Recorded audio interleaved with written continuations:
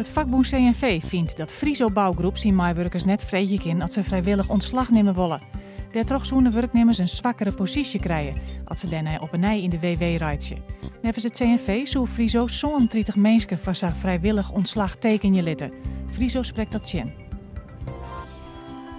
De eerste voorstelling van Vaderpaard in het WTC in Ljouwert wie een succes. Het publiek is enthousiast door de muziektheatershow, baseren op het gedicht van Tjerbe Hettinga, maar verskate artiesten uit binnen- en buitenland en 100 Frieske hinders.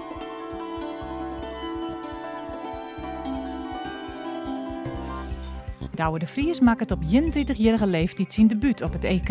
Dat is morgen en in Hamar. Douwe de Vries kwalificeerde hem voor het EK, ik omdat bijgelijks titelverdediger Sven Kramer net meedoet in Hamar. Joen en vannacht 5 graden, heel bewolkt, kans op een beetje rein.